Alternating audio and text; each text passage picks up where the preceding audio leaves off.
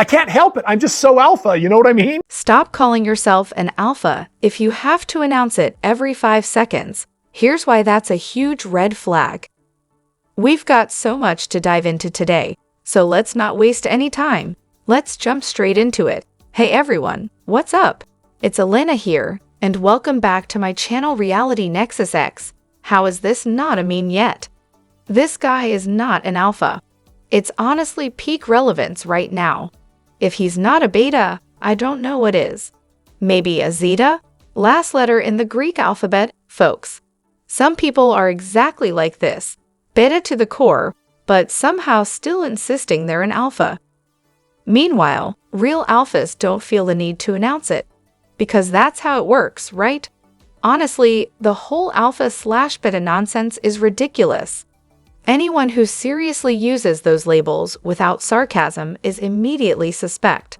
The vibe is what counts, and honestly, the energy we're talking about, it's just plain asshole energy. Not trying to hate on anyone's lifestyle here, but this guy clearly misheard alfalfa as a kid and has been stuck on alpha ever since. If you have to say you're alpha, spoiler alert, you're definitely not. When someone says, I'm an alpha, that's usually the moment to walk away.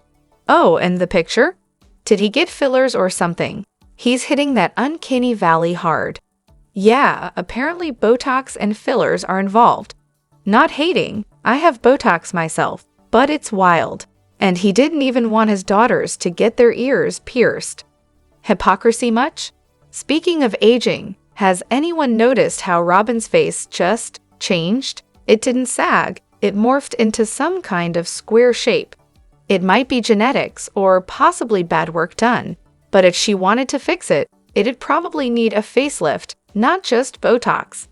YouTube doctors say so, at least. Also, can we talk about Cody?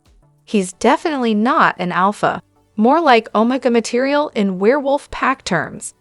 The guy's ego is massive, but also fragile as hell. Biggest 8-year-old girl energy ever. And that's an insult to actual girls. The dude's a manipulative megalomaniac who's so insecure he has to shout alpha from the rooftops. Newsflash, that just screams beta. He probably thought this alpha thing was going to be a winning slogan. Nope, it's just a clown act. His lips, filled with so much filler they've got their own zip code. It's embarrassing. He looks like a man baby trying way too hard. Claims he's an alpha male, more like alpha fail. In the urban fantasy universe, alpha means top dog, beta's second in command, omega's the weakling. Cody? Omega all day. He wouldn't dare challenge another man. He's just a bully in his own house. The whole thing's so ugly inside and out. I'm just so alpha, says the guy with one wife and a face full of filler. Get out of here. And that time, the dog rolled over for him, and he bragged about being recognized as an alpha. Please, if there are multiple moments like that, someone needs a reality check. He even spelled asshole wrong once. Not surprised. Socially and emotionally stunted to the max. Bottom line, the loudest alpha claims come from the biggest betas. With that permed hair and overfilled face. Yeah, he's an alpha, if by alpha you mean walking joke. Ever felt completely drained by someone who takes everything but gives nothing back? If you've ever dealt with toxic family dynamics, you need to hear this. Remember that moment in season 19, the Mary moving out episode, when she said, I'm sure Robin is brokenhearted, but that's something she has to process herself. Honestly, that was a proud moment for Mary. For years, she'd soften her words or backtrack whenever Cody and Robin got upset. But this time, Mary was basically thinking, oh hell no, can you just leave me alone so I can leave? You could see Robin desperately trying to drag Mary into her sadness, and Mary was done. Then Cody jumped in, demanding comfort like a child throwing a tantrum. They're exhausting, emotionally draining everyone around them. Watching it is tiring. Living it must be unbearable. Opinions on who's the better family member vary, but after 19 seasons of this drama, one thing's clear, everyone's deeply flawed. The takeaway? Cody and Robin demand everything and give nothing. They're emotional vampires. The other's only escape was to get far away. Sometimes the only way to win with toxic people is to drop the rope. Stop engaging, stop trying to fix things, just disconnect. Toxic people never see themselves as the problem. It's always someone else's fault. For mental health, it's better to love them from a distance. Mary coming out of all this stronger and refusing to get dragged into Robin's drama is a breakthrough. She even said she's done feeling guilty and is realizing Robin manipulated her all along. Spoiler alert, she probably did. Robin's treatment of her kids is another mess, manipulating them against Mary, cutting off contact without reason, emotionally abusing them by pitting siblings against each other. Remember when Robin scolded Truly for her sibling not following social distancing instead of disciplining her own child? Classic manipulation. Mary tried hard to keep connections during coronavirus, but Robin wouldn't let her visit or call. Her excuse? Worry about looking hypocritical while others were breaking rules. Cold and controlling. And the quilt drama, Cody demanding the pieces back, trying to erase Mary's place in their history, is classic narcissist behavior. He likely pawned Mary's ring too. The entitlement is astounding. Watching Cody and Robin try to redeem themselves after Christine left was a total fail. They just sucked the life out of everyone, demanding loyalty and giving nothing in return. In the end, some family members have grown, but Cody and Robin remain stuck, refusing to take responsibility or grow beyond toxic patterns. Their priority seems to be instant gratification and keeping the money flowing, not healing relationships. Mary stepping away, reclaiming her life, cutting ties with toxicity. That's strength. She's clearly had therapy, and it shows. The bottom line, respect those who grow, accept those who leave, and drop the rope with emotional vampires. Sometimes the best self-care is walking away and not looking back. Ever wonder what happens when a younger, thinner upgrade walks into a polygamist family? Spoiler, it's not about love, it's about control. When I came into this family, I saw that even with stretch marks, weight gain, stagnation in the marriage, fights, money issues, you name it, he still had romance with each of them. Sweet things with each one.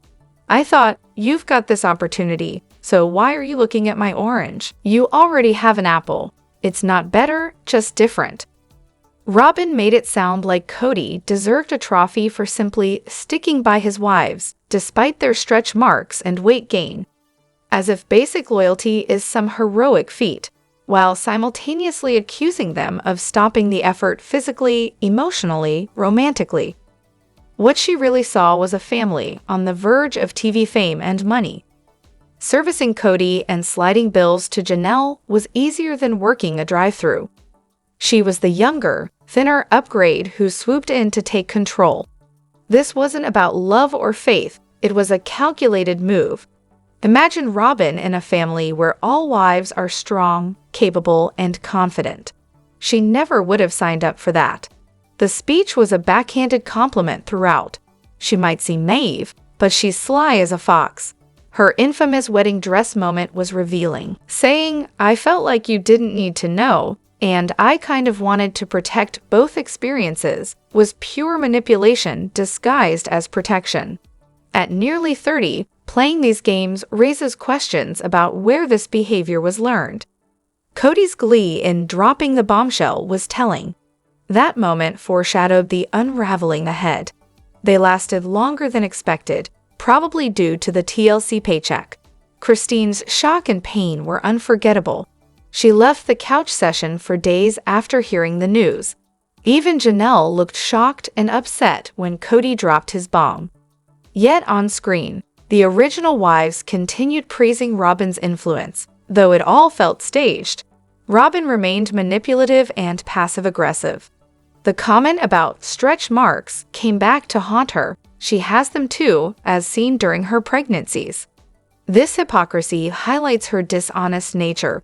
Her conditions for marrying Cody, demanding he tell her if he ever fell out of love, show her desire for control. She didn't want to be sidelined like the other wives.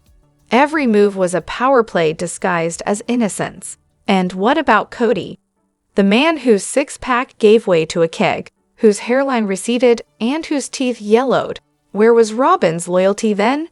Stretch marks are shameful, but that was acceptable. Robin called herself the Orange. The Orange lives in a McMansion, owns most of the property, has a nanny, luxury vehicles, and expensive collectibles. The Apples live in RVs and pay their own way. So yes, Robin, it is different. Congratulations, she got Cody. The rest watched the most passive-aggressive hostile takeover ever. Why Robin's actions shattered this family, and why pretending otherwise only makes things worse. Robin doesn't seem to feel any guilt, which is confusing. If my husband were estranged from all his children because he prioritized me and my kids over them, while we also spent money meant for the entire family, I would feel overwhelmed with guilt. Why doesn't she? Why would she feel guilty about getting exactly what she wanted? The scenes where she appears to plead with Cody to reconcile with his children feel insincere, especially given the timing after Garrison's death. It seems like an attempt to save face. The Christmas before, she told one of the other wives not to invite the children over, yet her oldest daughters claim she's done a lot to keep the family together, mostly benefiting her biological children and Cody.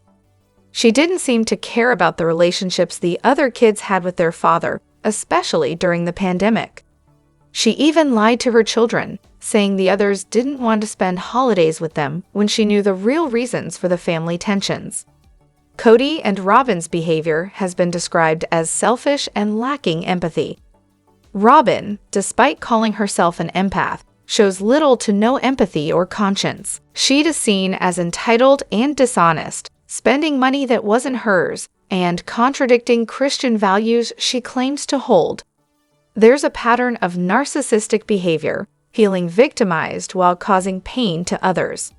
Robin believed she was wronged by the original wives, and that everything was always equal, though evidence suggests otherwise.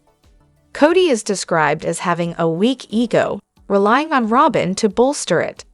After moving to Las Vegas, the original wives enjoyed more independence, while Robin gained status by playing into Cody's ego.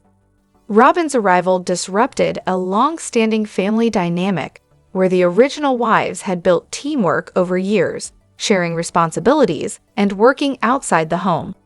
She came in with children and financial debt, and Cody took on the role of protector, using family resources to support Robin and her kids. Robin is accused of being manipulative and focused on what she could gain rather than what she could contribute. Robin's actions are seen as deliberate and self-serving. She wanted control and to have the family bow to her children's needs. The estrangement and pain caused to Cody's other children and wives appear to be secondary concerns for her. Her behavior reflects traits of narcissism and a lack of conscience, and she has not publicly acknowledged any wrongdoing. Her focus is consistently on how events affect her, rather than showing genuine concern for the other wives' children or the family's well-being. Despite claiming to support polygamy and family unity, her actions often contradict these ideals. She seems to lack the ability to feel guilt or remorse because she does not see herself as having done anything wrong. The family's financial entanglements also point to exploitation, with Robin benefiting from money that should have been shared or owed to others. The overall dynamic is marked by manipulation, selfishness, and a lack of empathy on both her and Cody's part. Ultimately, Robin is viewed as a toxic influence within the family, driving wedges between members and prioritizing her own desires and her children's needs above all else. This has led to deep hurt and estrangement that she neither acknowledges nor regrets. Robin's excuse for not selling her Vegas house, one of the worst financial moves you'll ever see on reality TV. Episode 5 hits, and the family's all freaking out about lowering house prices because nothing's selling. Robin, she's losing her mind over the price cuts. But here's the kicker, she hasn't even cleaned out her house yet. So yeah, It can't be listed if it's still stuffed to the brim with junk. Mom, you're literally doing zero to help this situation. Oh, and let's not forget her classic excuse about needing the house for a planned family reunion. Except, surprise, that reunion was nearly a year away.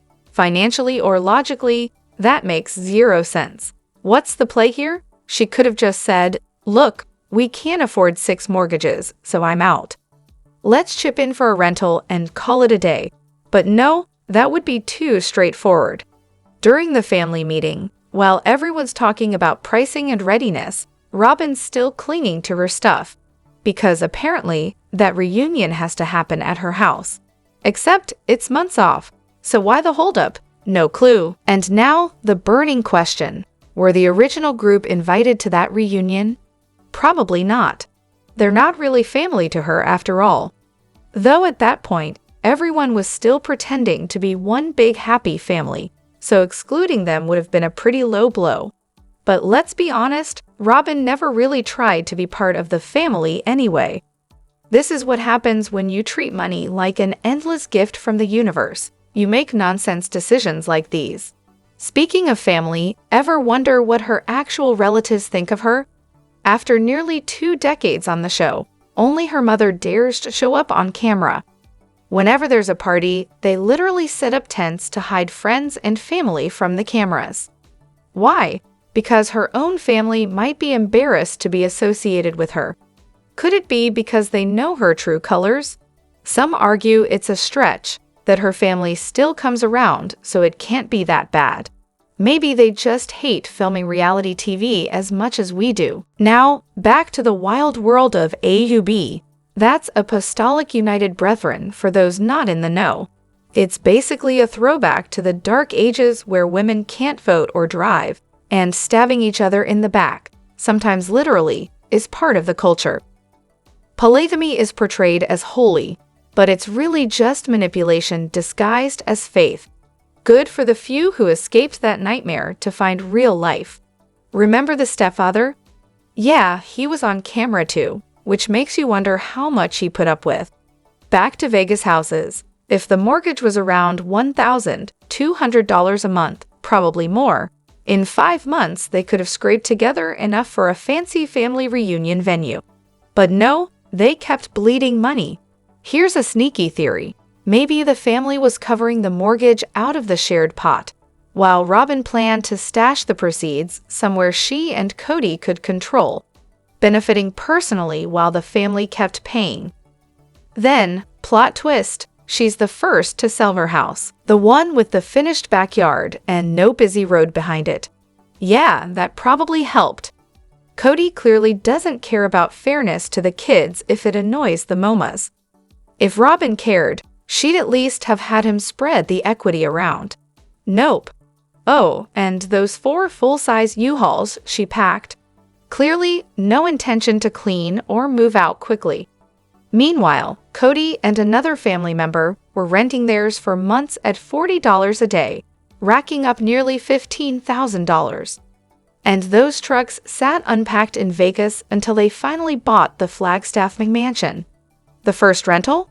Sure, she unpacked then. But the McMansion came fully furnished, so why bother unpacking? Remember that episode where they're all at the table and Robin's got that "I don't get it" face? Bet she makes that same look whenever Cody questions her about some doll or doll dress. Classic Robin. What about Mona, the listing agent? After one family member stepped back, they hired someone new. Seems like Mona burned that bridge after she confidently said a house would sell in under a month, and it sat unsold for over a year. Meanwhile, Cody's market analysis, even worse. Watching those episodes where they built the Vegas houses, you could see Mona's patience wearing thin. She and anyone else who busted their butt to make those dreams happen probably never wanted to work with these guys again.